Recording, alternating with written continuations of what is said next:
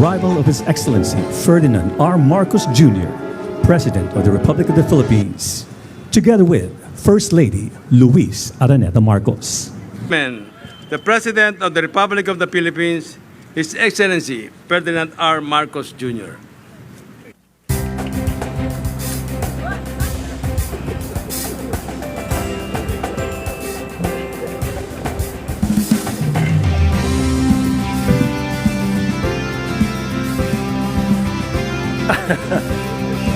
Maraming salamat sa ating kaibigan, Pasig River Rehabilitation Secretary Jerry Acosar.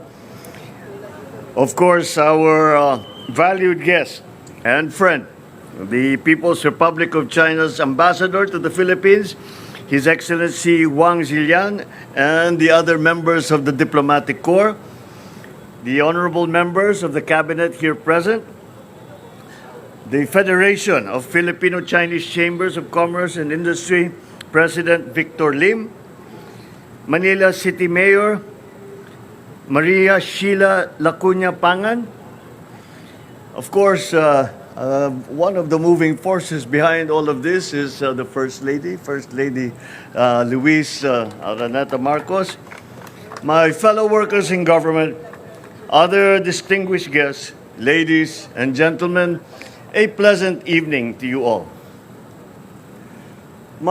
As a young boy, my earliest memories about Binondo was about food. Dumplings, lumpia, mami, hopya, xiaopao. Familiar treats that are part of our Filipino palate. Lasang-lasa naman, ang sarap, hindi ko makalimutan. So, always looking for new delicious dishes to try, I still always return to the comforting delicacies that the Binondo shops have stood the test of time. Sa Ongpin at Yuchenko, may dumpling na sobrang lambot at malasa. Gusto mo ng sariwang prutas o lumpia, hindi ka mauubusan sa Carbajal. Sa Benavides naman, nakakatuwang pagmasda ng mga pansit na hinahanda at ang mga Peking duck na naka-display sa mga bintana. Of course, more than the food, it is also about the feeling. When we are here, we can feel the sense of place that has shaped Manila and its people. Now, essential to Binondo is the historic Jones Bridge, a landmark. It has endured wars, floods, and a long, long history. We can imagine generations of workers crossing the bridge to reach Escolta, students rushing from class, taho vendors, jeepney drivers, lovers meeting halfway, all passing under the same lamppost. So tonight, we proudly light up the iconic Jones Bridge in all its renewed glory and breathe new life into it. This is what the Chinatown revitalization project is all about. It's about restoring Binondo, reaffirming its cultural and historical place and significance to our shared heritage. We will transform Binondo into a place that we can always return to.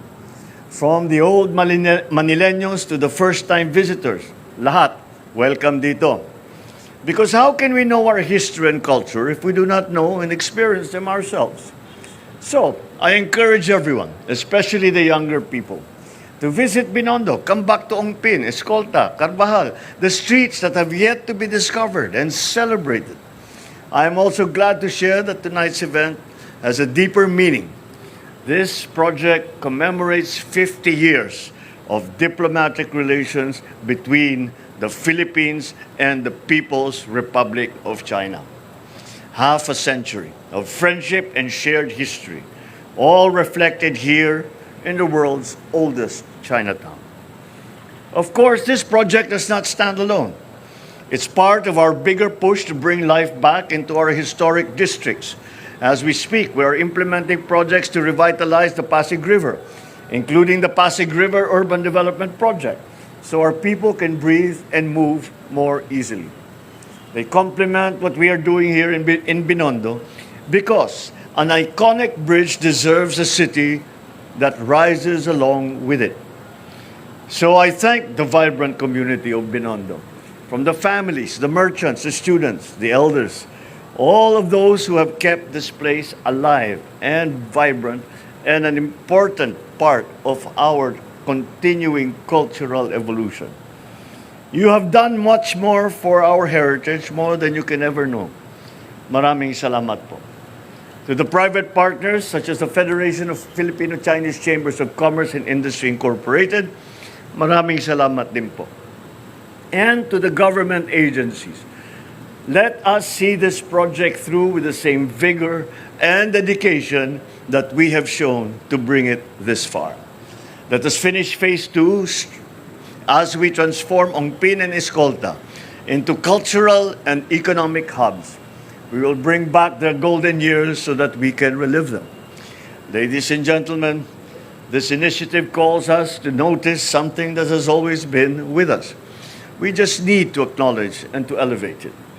Because when we do that, we take something ordinary and change how everyone feels about it. Only then do we realize that we must treat it with respect that it deserves. This is the real revitalization that we must partake to sustain our homes, our city, and in that way, our culture. Kaya kaibiganin natin ang mga tindero at tindera. Subukan ang viral na recipe ng hopya at lumpia. Suportahan ang mga lokal na negosyo. Linisin ang ating paligid.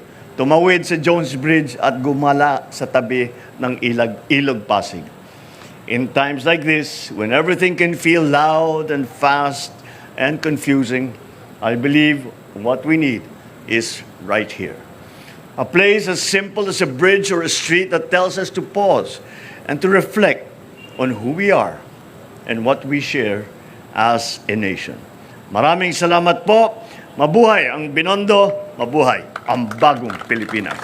Maraming salamat, Mr. President. We'd like to request you to please remain on stage as we invite First Lady Luis Araneta Marcos, Ambassador Juan Sillan, Secretary Jerry Acuzar, Manila Mayor Hani Lacuna, and Mr. Jeffrey Nang, Executive Vice President and Head of External Committee of FFCC-CII, for the ceremonial lighting of Jones Bridge.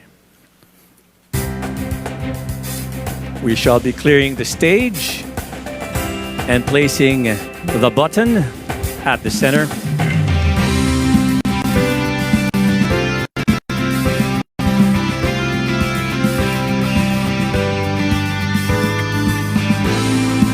So, ladies and gentlemen, the moment we've all been waiting for, let us join in the countdown. Everybody, 10, 9, 8, 7, 6, 5, 4, 3, 2, 1. Press the button.